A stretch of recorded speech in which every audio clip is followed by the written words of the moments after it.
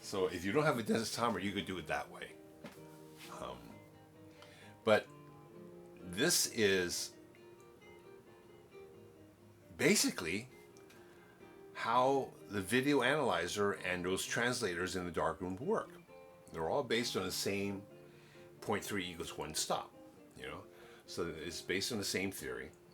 And those expensive machines that they build are all calibrated the same way a densitometer is, log. In base 10, 10 to the power of 0.30 equals, well, 2. And then 10 to the power of 0.60 equals 4. And then 0.90, the power point would be 8. So it doubles each time. That's why they say 0.3 equals 1 stop. It's actually an exponent of in base 10. And all the equipment is based on that. So rather than have the equipment do it, you do it with math. You do it with common sense. You do it by verifying. And this is actually better than doing it the other way, because the other way you never learn it. You never know what you're doing. You're just following instructions, which is what most of my employees did. They just followed instructions. You know, only Richard and I understood this stuff. That's why I enjoy working with Richard so much. It's nice to work with someone that understands this stuff. Okay. So you do this, and you do it with fresh chemicals. You do it with 68 degrees. You know, that's important. So when you do this, you only need 1 liter of whatever developer, freshly mixed. Make sure the temperature is within, well, I have a heater, and I have a thermometer in it, and I'm always checking. And just, I turn off the heater when it gets a little high, turn on the heater when it gets too low. So I'm always plus or minus 1.5 degree. That's good enough. And RC paper, I process it for 90 seconds. So all the RC paper is processed for 90 seconds. All the fiber-based paper is processed for 2 minutes and 15 seconds. And that's standard, so I don't change that. And I use 72 degrees because in San Francisco it's pretty warm. It doesn't get hot like in some parts of the country. So, and you have this data, and whatever current emulsion you have, you put it on the wall, and you refer to it. And when I run out of emulsion, I cross it out. So the RC paper, I go to this one, right? Okay. Now, the reason why RC paper, cheap RC paper that's good, is a good idea is because, I don't know about you, but when I'm working with paper that costs, $4 a sheet, I'm cutting it down, and at a certain point you think, well, that's enough, that's good enough, because you don't want to keep doing it. The paper's so expensive. So going on RC paper allows you to take your time and do it again. If I'm not happy with it, heck, why should I make it 24 by 30 or 20 by 24 and be unhappy, right? So that's a nightmare. That happened to me, and it happened to Ansel. I mean, he talks about working all night, and the next morning he was horrified to find, his 100 prints were too dark, right? And he had to throw them all away. Because you get tired, you see differently, they dry down, there's a lot of issues. So now, I'm 68 now, and I finally learned to slow down, and I'll make a print and put it on the wall. Just a 5x7, and I'll look at it every day for a week. I say, yeah, I think I want to mask it again. I want to hide that tree. I don't want that tree sticking in the corner. And whatever it is, I'll burn it down and I'll make another one. And then when I'm really happy with it, I may have gone through 12 5x7s, which is what? $15? It's nothing, right? Then I'll take that and I'll translate it to whatever paper I want to do. Now, I recently settled on the Ilford warm tone.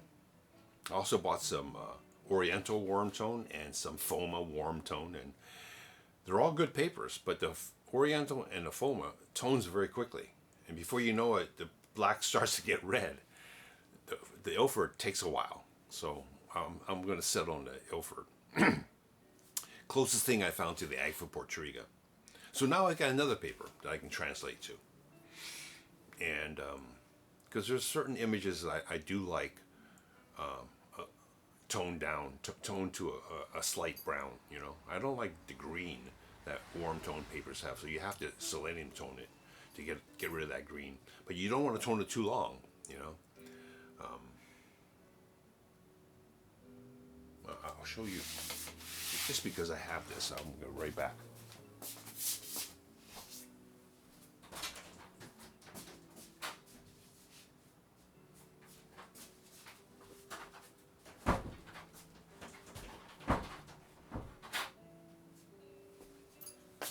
So on occasion, I take a horse for a walk on a trail. I really enjoy my time with Ren. His name is Ren. So this is about 10 miles from Pacifica, and I shot this. So when I shot this, I knew I didn't want it neutral. I wanted a brown tone. Now this one, I don't know if you can see it, and this one's toned a little longer. So this one a little red, but these are both on the Ilford warm tone. So now I have warm tones on another paper to translate to. Okay. And all of this, I have quite a few papers in the darkroom. So having this chart saves me not only time, but a lot of money, because the warm tone paper is really expensive. I mean, I'm not going to buy, I don't even think do they make a 42-inch roll in warm tone? Because the classic Ilford 42 by 98 feet is over, I think it's getting close to $400 a roll now. It's way over $350 for a roll, you know, for 98 feet. The warm tone is going to be, so I'll probably only go up to 20 by 24 in the warm tones. But anyway, okay, so how do you manage all this, and how do you use it? So now I'm going to show you how I use it. Okay. So again, this kind of, if you haven't copied this down, you want to note that. Okay. Okay, so I have one negative here. I have a couple of negatives here, but these are prints that I just finished. This happens to be a hang glider that Robert Cameron shot. He was in a helicopter above this hang glider, and he shot a color transparency of this. And I made a black and white neg.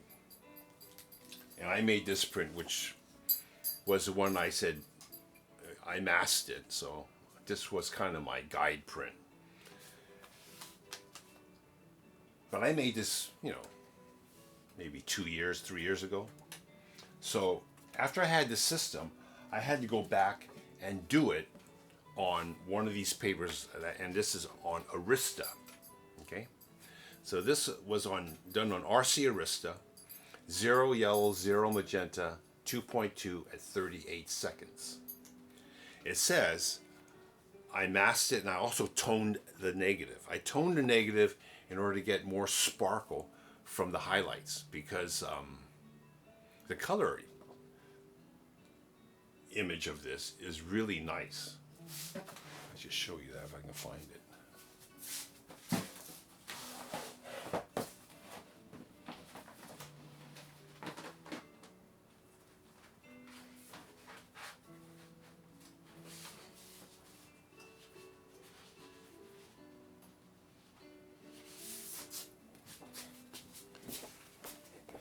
See the color, you've got this white, brown, blue water.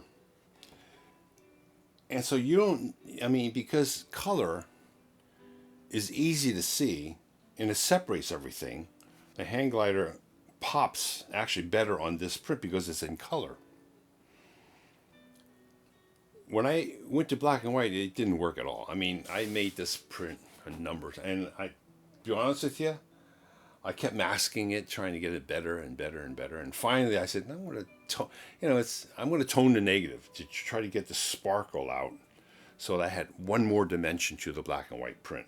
So that print that you're seeing, I actually toned the negative, and I put the mask that I made back on it, and then I was finally happy with the black and white. In many instances, color's easier than black and white. Color's easier because everyone can see color. Not everyone can see the tones in the black and white. The shapes, the design of the picture in black and white has to be very strong. Black and white is very, very challenging for that reason. But it's also aesthetically more pleasing to me just because of that reason. Because now, of course, with digital, there's too much color. The world's starting to look plastic to me. Everything is so saturated. But so black and white is is very refreshing to me. So this is the one that I liked. But I had to make this, and this is just close. It's not as good as this, because this is actually on fiber paper. But it's close enough. So I took this data, 0, yellow, 0, and I had to look at this, which is on my wall. Arista. 0, yellow is grade 1.5. 15 seconds is what the master used. Okay. This is 0, yellow, 2.2, but it was 38 seconds. Okay. So that was what I had. So what I did on the hang glider was I knew the final exposure was at 38 seconds.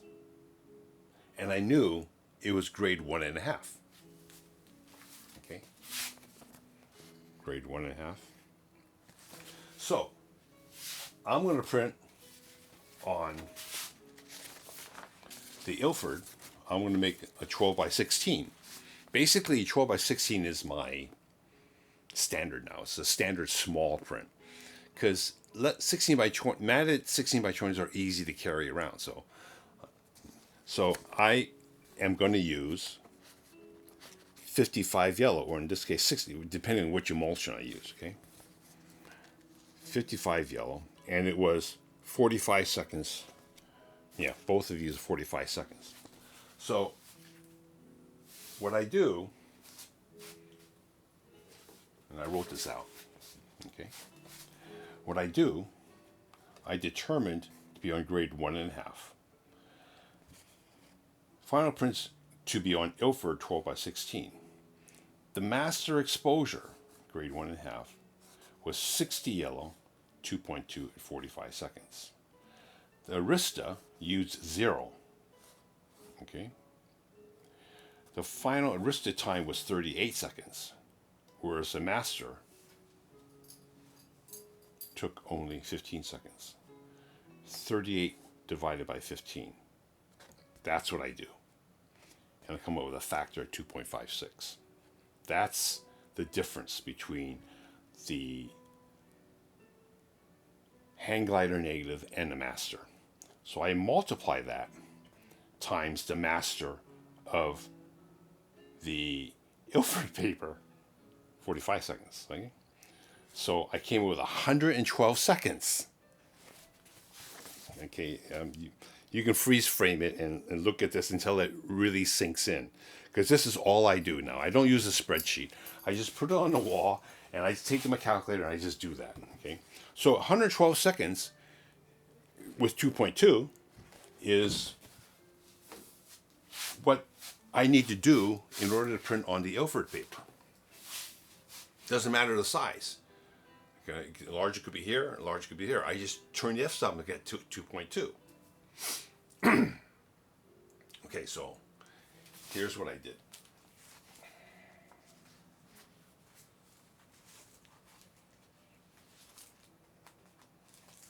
Where's it? See, I kind of knew I was going to do a video, so oh yeah, I didn't. Okay, I don't have it on this, but what I do is I cut 20%. Actually, I brought one.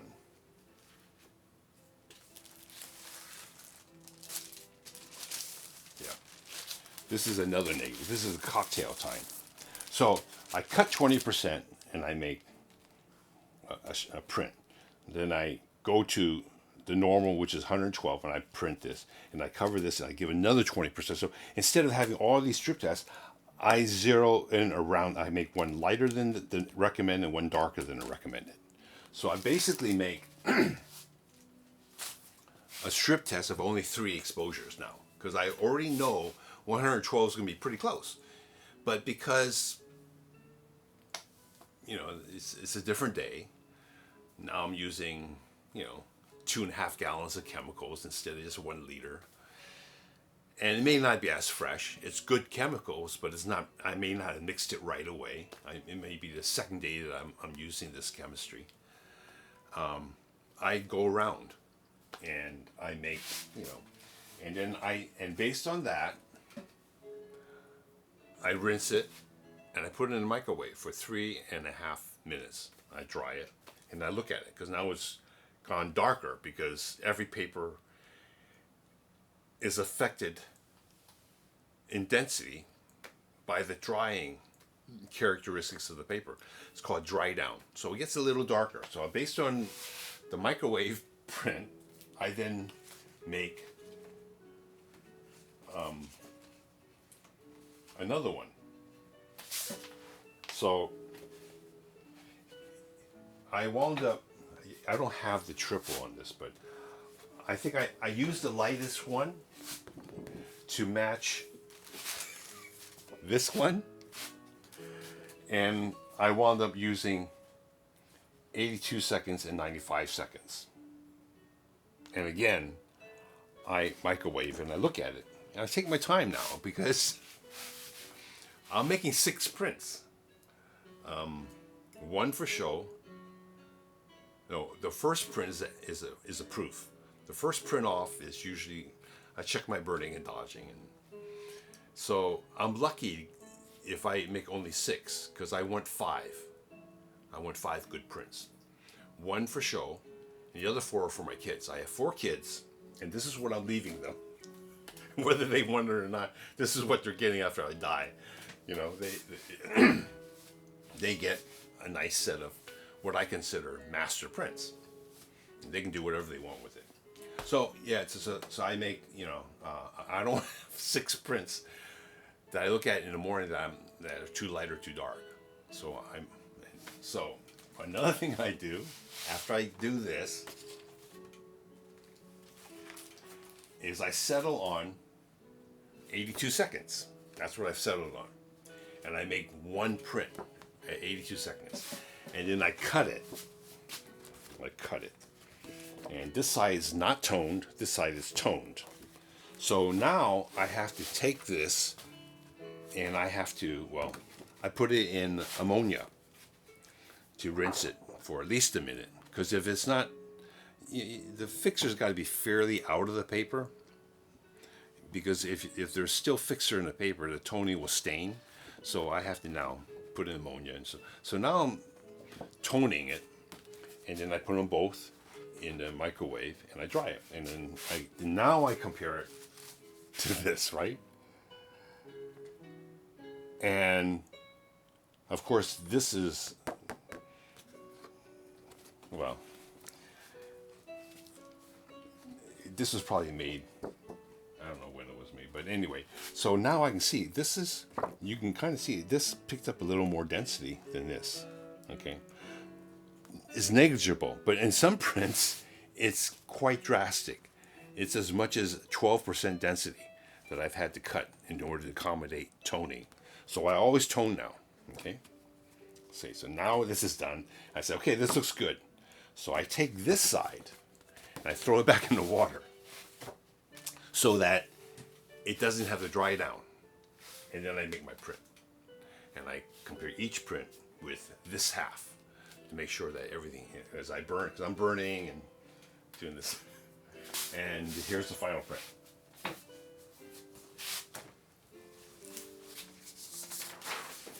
So this is a 1620. And it's not mounted; it's just matted. Another good thing about this size is you don't have to mount it. When it gets bigger than this, you frame it. You kind of have to mount it. Because if you have a 16 by 20 print and you put it in a 20 by 24 frame, it might flop around a little bit. But this size is pretty good. Because again, and I've mentioned this in other videos, a print will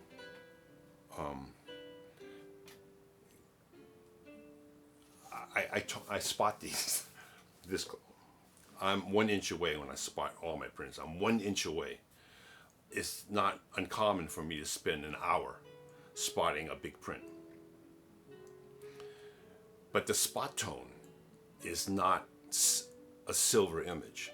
It's a dye image. And in 30, 40 years, it will fade. The spotting will fade. I actually have been asked to respot a print made by Ansel Adams that had faded.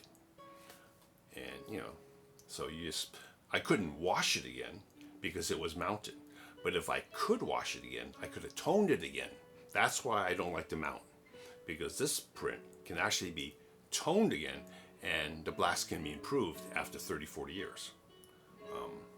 That's an aside. Okay. So I got all this stuff to show you. Okay. So this is the hang glider, the final hang glider. And after I had this for a couple of weeks, I said, okay, I'm pretty sure I'm happy with it, right? So then I translated to the 42 inch and made this. Now this I had to mount because I can't handle this without, can you see that? I'm not sure.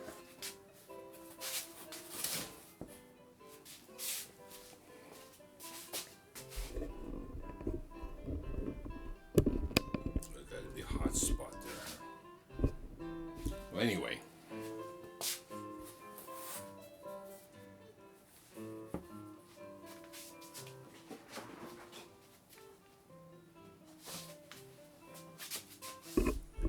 Two different emulsions, okay?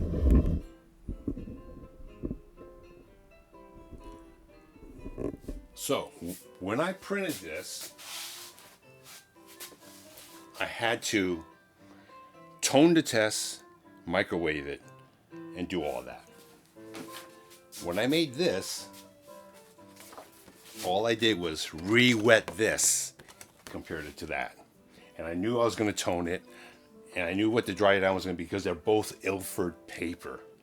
So, that's the other thing. You have to stay with the same paper if you're going to do that, because the dry down might be different if you go to the foam paper, okay? So, all I did was this, that. This is that size, right? And I matched it, and it was a different exposure, but it matched. That's what all this translating would do. And even if I did want to go in FOMA, I could do that. Of course, the dry down and the toning might be different, but for sure, one of these that I made, this one, not this one,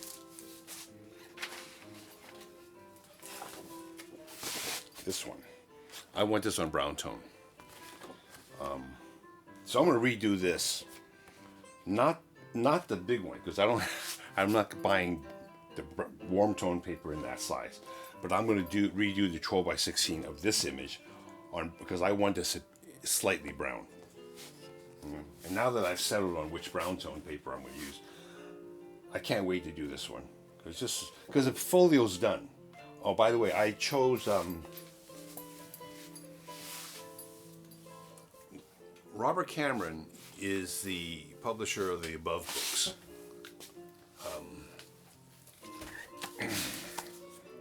London. And this is Paris. Okay. Hawaii, San Francisco. This one is currently, well, I saw this at Costco. This is a new one they published after Bob. Bob passed away in 2009.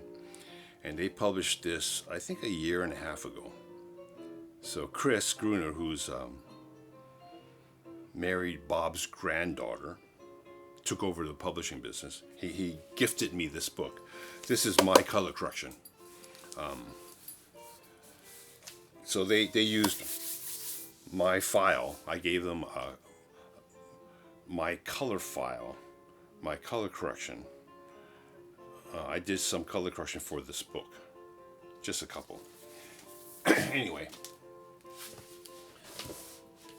so I told Bob, I said, Bob, when you are gone, because in 2009, he could only see through one eye. When he lost sight in his last eye, he told me, that's it, Tim, I'm calling it quits. I'm not, because he was 98. So he stopped eating. So I knew he only had less than a week. I said, Bob, when you're gone, can I have your originals? And he looked at me and he said, what? I said, well, does someone in your family want it? Nobody wanted it anyway, right? So he didn't say anything, but his originals were so valuable to him because he spent over $1 million just in helicopter fees. And finally, after he died, his son gave me the originals. But I had told him, I said, well, if I get your originals, I'll make your pictures available after you're gone. So that's what I'm doing. So I closed my color lab in 2014. Beginning of 2015, I was closed. During those last 5 years, I was 60 years old. I decided I'm not going to build another color lab. I had built 5 color labs already, and I was already tired. So I've decided to do black and white. So I figured out how to make good black and white eggs from Bob's originals, and then recently I thought, well, Bob's been gone 12 years come next year, so I wanted to put a show on of Bob's stuff in black and white. So I selected 28 pictures here, 28 of his originals, and I called it Robert Cameron in black and white. So that's what this is. That's one of them, and this is another one. And anyway, there's 28. And I only had like 6 more to do. And I thought, I want these bigger. So I started selecting out of the 28. I selected 24 of the 28. And they're this size.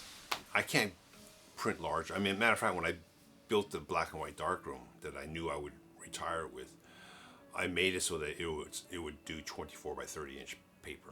So that's what the show is going to be. 24 images in 24 by 30. So I stripped it down from 28 to 24.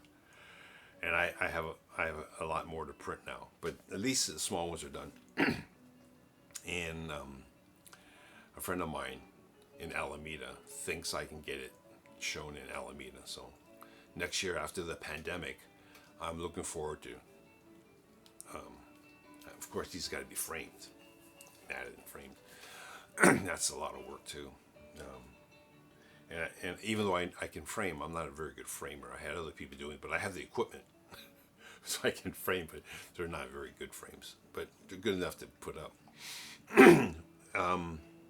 So that's my plan. But you can imagine how much time it would take me to do this if I didn't have this system. Now this system to my knowledge, no. I mean, this is one of my big advantages when I had my color lab. I didn't have translators and video analyzers, and I went to bat against the big guys. You know, I would spend, I would combine 7, sometimes more than 7 elements into one negative. You know, this is before Photoshop. You know, this transparent, you want this here, drop the logo, put a message here. This is text, you know, drop out white text and have a drop shadow. And then we you know, my wife and I, and Hank Wong, you know, we stayed late every night making these negatives. I left a contact print, you know, just an 8x10, because the negatives are 8x10. Contact print. Richard came in the morning. The machine's already fired up because we had it on timer, and we would pop it in larger and match my contact print with this translation program that, you know, and now I'm doing in black and white, is very, very valuable. It's you know, I hope some of you guys out there will try this, because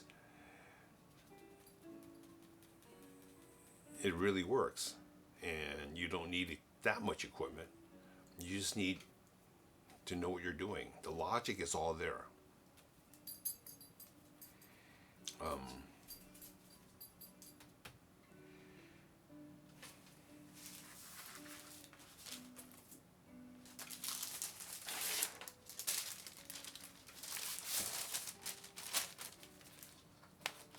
Okay. Here's my negative. You can see the tape, the mask on place. This again was on Arista 5x7. This test was too light. This is too dark, but this is toned, so it went, this one really went dark when I toned it. Untoned, toned. This is my final that I made both the other prints. So I can tell you that this really works. Not only in black and white, but works in color. But of course in color, you need a computer, because in color, every enlarger is different. I mean, you dial in, you're at 30 yellow and you dial in 10 yellow or more, you're actually only getting 7 or 8. In this enlarger, you're getting 12. I mean, every enlarger, so you have to probe every enlarger and map out every enlarger and know exactly where you are in this scale. So when you tell them to add 7, when the computer knows that in order to get 7, you have to dial in 6 or 5. You know, very a lot of numbers to crunch. The computer's great at that. So the computer stored all the darkrooms, all the different materials. This one Duratrans, this one Duraflex, and you know, the customer would give us, you want a Duraflex, okay, from the C print we translate to Duraflex, and now they want a Duratrans, translate from the Duraflex to the Duratrans, and then it's off by 60 points in density and color, you know. So it's so valuable to have this simple math. You multiplying, dividing, adding, subtracting. That's all it is. But as long as people in the darkroom are running masters every day, the material that they're supposed to print is tested with that master negative, which is tied to the densitometer outside. Then you can do all this transfer. So color is very complicated, and it saved me a ton of time and money, and gave me an edge over the competition. Plus, I was really good at making these composite negatives, masking and all that. I'm so glad I'm not in the business anymore anyway. But anyway, I hope this makes sense.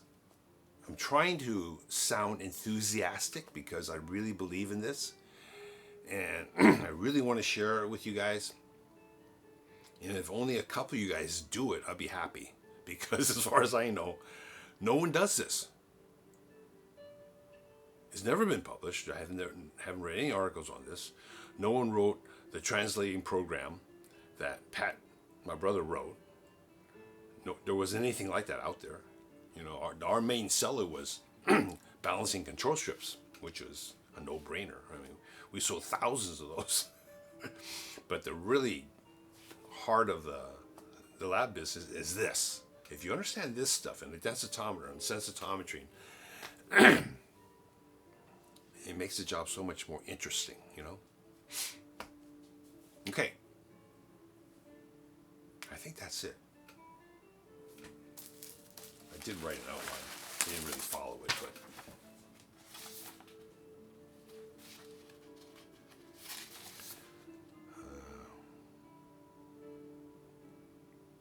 yeah. I told you everything that is in these 4 pages. Sometimes it seems like I'm rambling, you know, but in my mind it makes sense. So hopefully you guys got it all. But again, like my other videos, watch it again and again and again. I try not to leave anything out, and everything I tell you is accurate to the best of my ability. And it's tested. I don't tell you guys stuff that I haven't tried. Okay? Our industry is notorious for that. A lot of, you know, hearsay and theories. And one person on Facebook said, "Look, here's the film curve. Here's the paper curve. Based on those 2 things, I should be able to come up with a starting point for this, my negative." Right? And I thought, no, that's not how it works. No. You can try it, but no. This is how you do it, okay? This is how you do it. All right. That's it. See you next time.